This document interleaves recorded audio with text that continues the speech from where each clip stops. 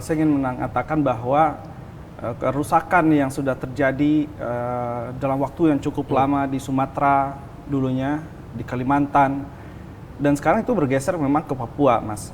Jadi izin-izin perkebunan kelapa sawit, pertambangan, izin hutan tanaman industri, ataupun izin penebangan kayu untuk hutan alam atau disebut juga HPH sebelumnya, hak pengusahaan hutan, itu semakin banyak di Papua dari tahun ke tahun gitu.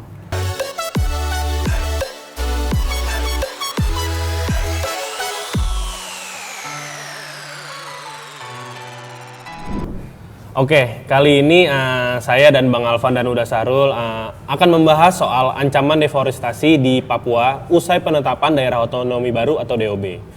Dan kebetulan juga TV Tempo berkolaborasi dengan Greenpeace membuat satu film dokumenter yang dalam waktu dekat akan dipublikasikan. Oke, ini dia teasernya, silakan disimak.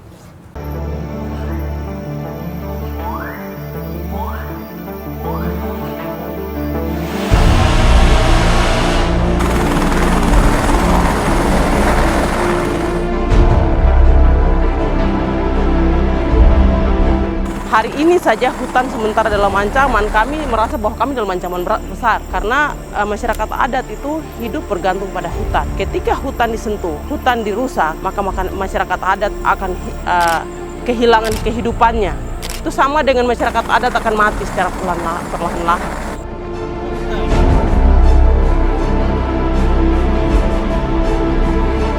Jadi kehadiran DOB ini, kalau pendekatan pembangunan yang kualitatif dan ekstraktif tidak dirubah, maka itu akan terus terjadi benturan, ya.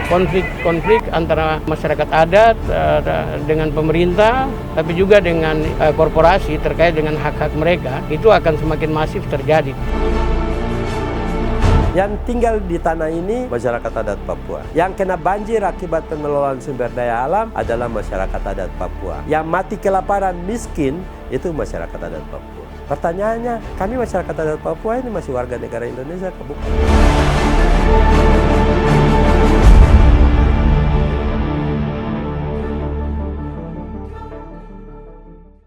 Nah, itu dia cuplikan dari film Amber. Dan yang pertama mungkin saya mau tanya ke Bang Alvan dulu ya, Bang.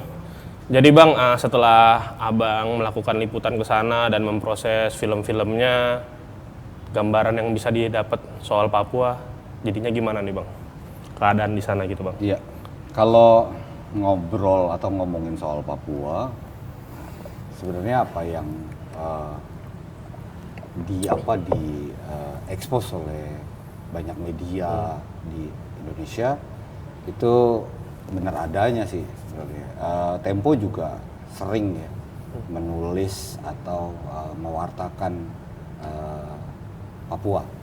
Jadi jauh-jauh hari sebelum penetapan daerah otonomi baru di Papua, bahkan koran dan majalah Tempo sudah menuliskan keresahan tentang apa yang terjadi di Papua.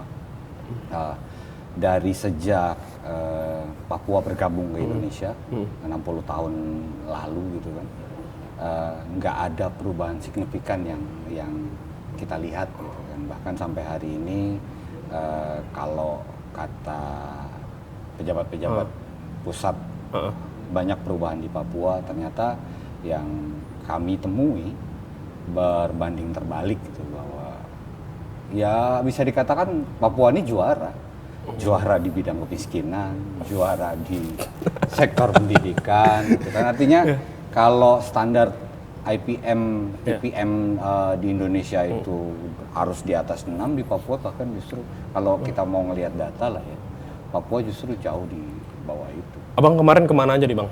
Titik-titik lokasinya, berapa tempat gitu?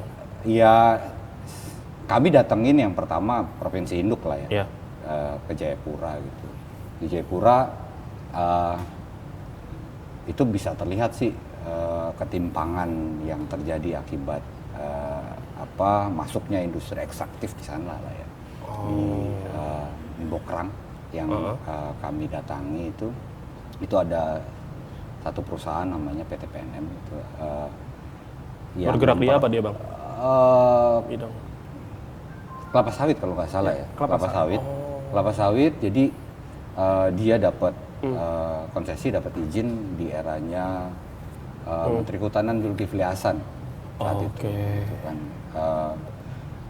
Masyarakat adat yang ada di situ sudah seringkali menolak kedatangan perusahaan sawit di situ, dan sampai hari ini walaupun izinnya sudah sempat dicabut kalau nggak salah ya Bang Sarul ya, sudah sempat dicabut, tapi ternyata mereka masih melakukan land clearing itu, masih ada kegiatan di situ Bang, masih lanjut aktivitas gitu di aktivitas. sana. Yang akhirnya sampai hari ini teman-teman di sana ya terus berjuang ya. Dan itu yang kita capture, artinya kita rekam kehidupan teman-teman masyarakat adat Bang. di sana. Ini Uda Sarul, gimana nih? Saya mau minta validasi nih dari Uda Sarul atas kunjungan Bang Alvan yang terbaru ke Papua. Ini sebenarnya gimana? Keadaannya benar seperti itu kah atau gimana nih dari pandangan Greenpeace?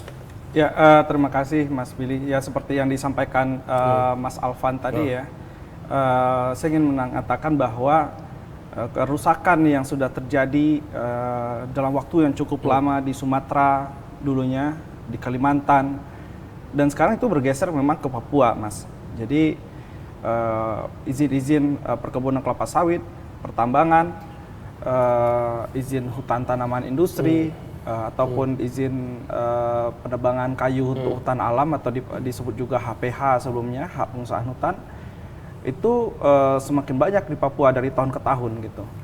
Jadi memang apa yang ditemukan yang disampaikan oleh Mas Alvan tadi itu memang terjadi di Papua, dan seperti contoh kasus tadi PNM itu hanyalah satu dari sekian banyak kasus gitu ya, yang menunjukkan izin-izin yang diterbitkan oleh pemerintah di Papua, bukan hanya di Provinsi Papua ya, tapi juga di Provinsi Papua Barat dulunya, itu bermasalah gitu. Dan itu terkonfirmasi juga dari beberapa riset baik yang kami lakukan oleh Greenpeace maupun laporan atau riset yang dilakukan oleh Komisi Pemberantasan Korupsi beberapa tahun sebelumnya gitu ya.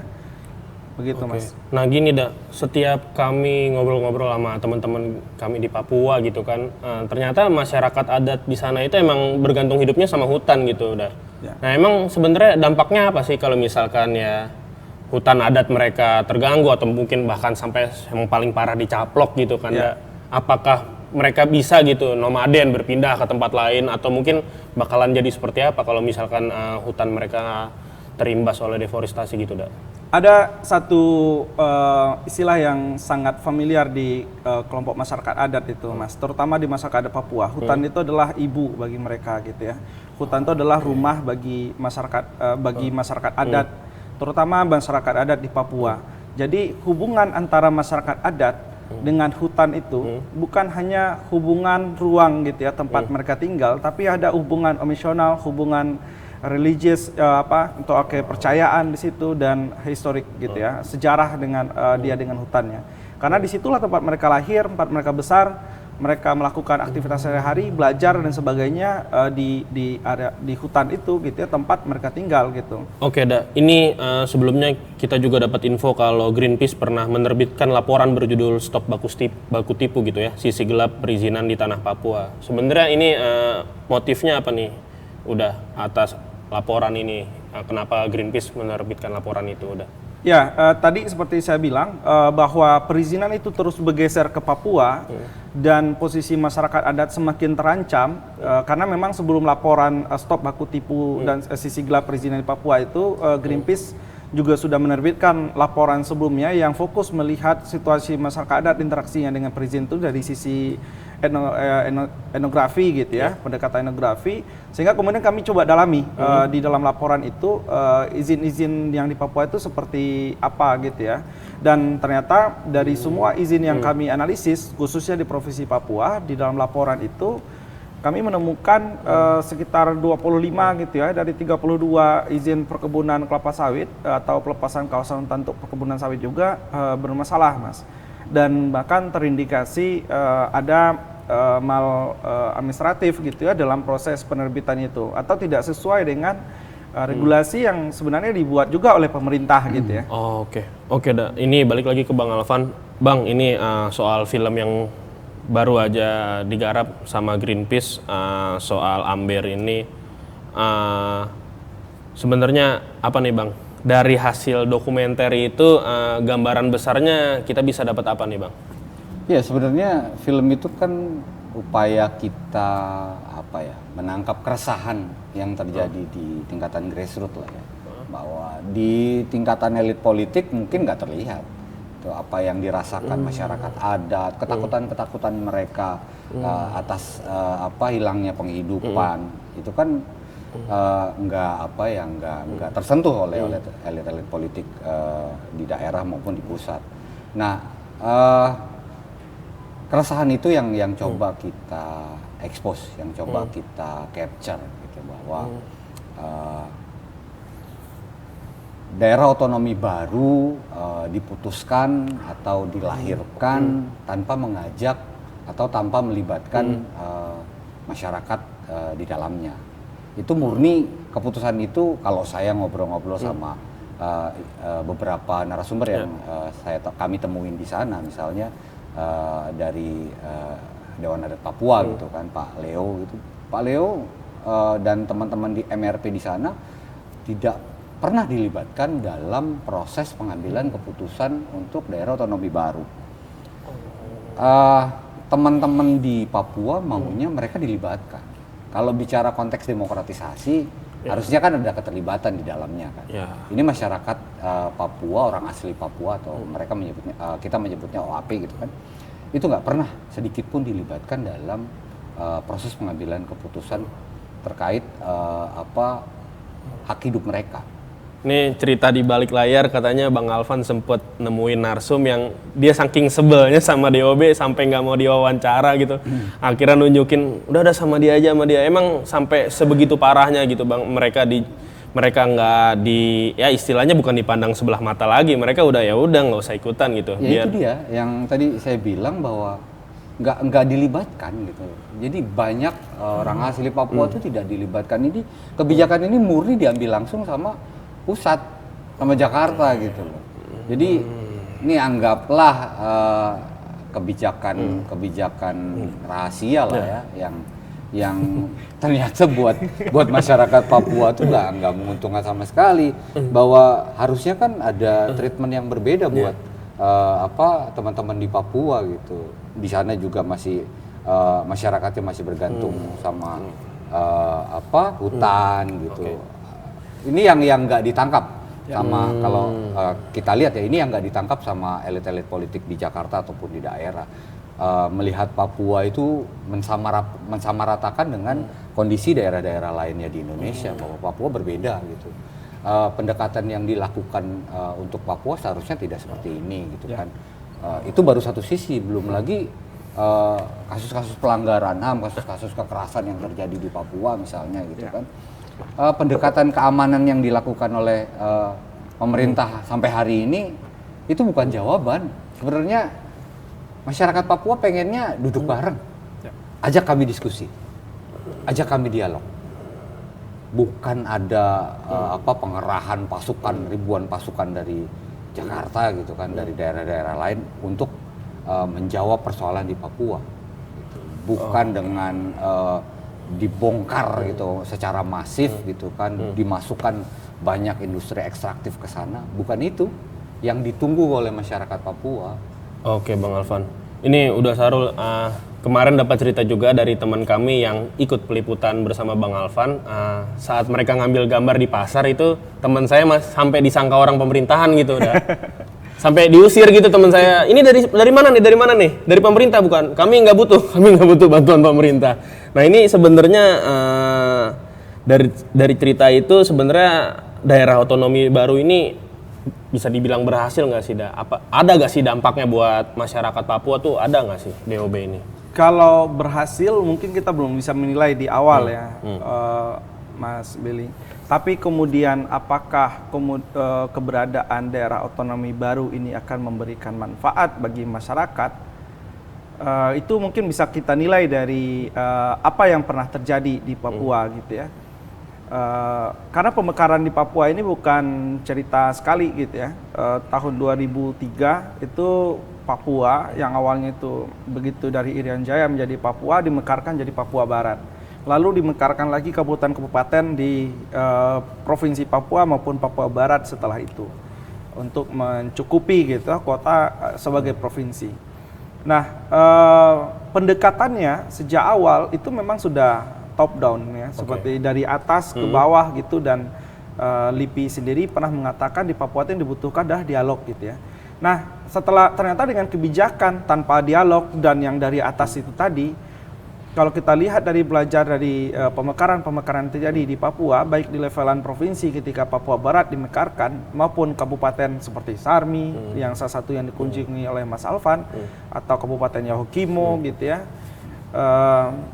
tidak menunjukkan perubahan yang signifikan. Bahkan dari riset kami, selain tadi ya Stop Baku Tipu, ada riset lainnya soal kutukan sumber daya alam. Nah, dalam riset bersama Indef ya, di dalam riset itu menunjukkan bahwa indeks pembangunan manusia, angka partisipasi murni SMA maupun SMP itu masih tetap rendah di Papua gitu. Nah, kan kita menilai keberhasilan pembangunan itu bisa kita lihat dari pembangunan manusianya juga. Harus dilihat ya, pembangunan manusia bukan hanya pembangunan fisik gitu. SDM-nya gitu ya, dah. Ya, manusianya. Nah, karena akan berkorelasi dengan keberadaan daerah otonomi baru hari ini, Mas.